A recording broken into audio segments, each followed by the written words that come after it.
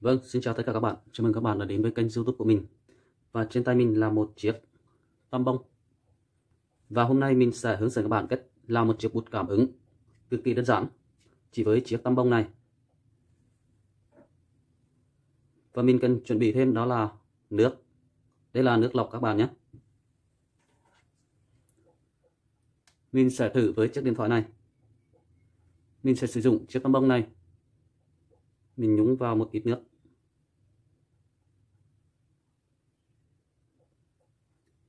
Vậy là chúng ta đã có được một chiếc bút cảm ứng rồi các bạn ạ. Các bạn thấy không ạ?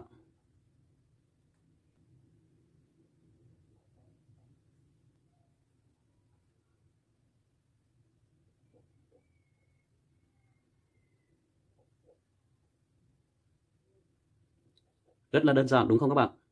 Vậy bây giờ mình sẽ làm cho nó đẹp hơn nhé. Mình đã chuẩn bị thêm một gói bông y tế như thế này. Và đây là một chiếc bút chì. Chiếc bút chì này mình có thể mua ở tất cả các hiệu sách. Và đặc biệt là thân của cái bút chì này là bằng kim loại các bạn nhé. Và nó có tính năng là dẫn điện các bạn.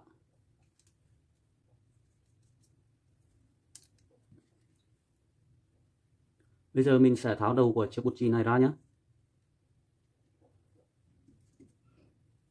Bạn sẽ đẩy cái phần đầu của cái bút chì này vào.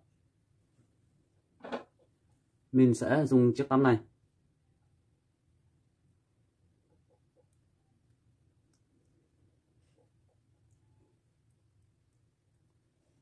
Mình sẽ bỏ phần này đi. Chỉ lấy phần này thôi các bạn.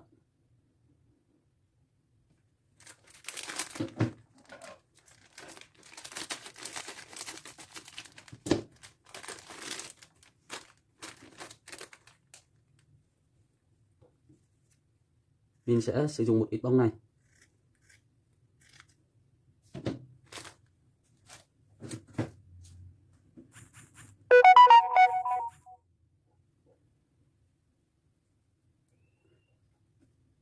Mình sẽ cuộn tròn nó lại và nhét vào cái đầu của cái bút chì này.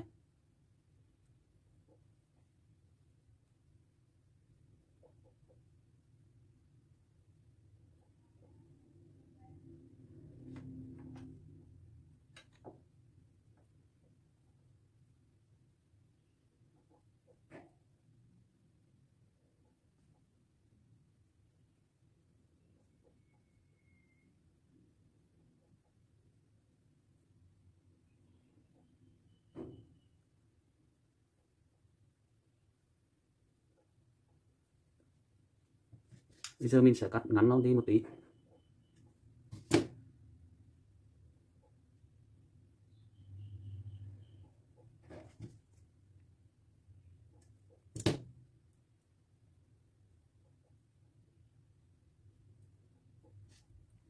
Và các bạn dùng thêm một ít bông và nhét vào đây cho đây các bạn nhé.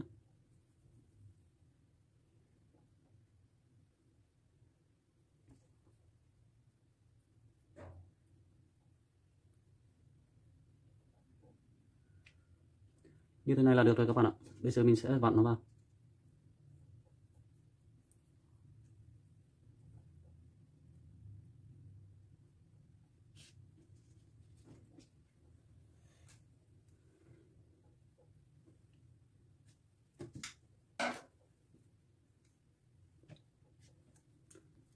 Sau khi hoàn thành thì chúng ta được một ngòi bút như thế này các bạn nhé. Bây giờ mình sẽ lấy nước. Các bạn nhúng nước vào.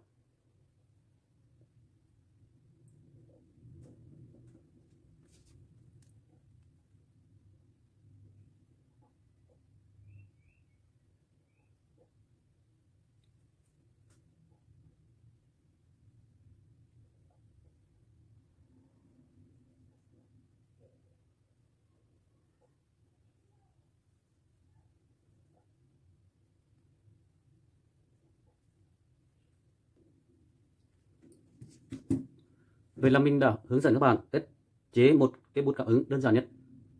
Nếu các bạn xem video thấy hay thì hãy nhớ like và đăng ký kênh ủng hộ mình nhé. Và nếu được nữa thì các bạn hãy chia sẻ video này đến với những người bạn bè. Cảm ơn tất cả các bạn rất nhiều.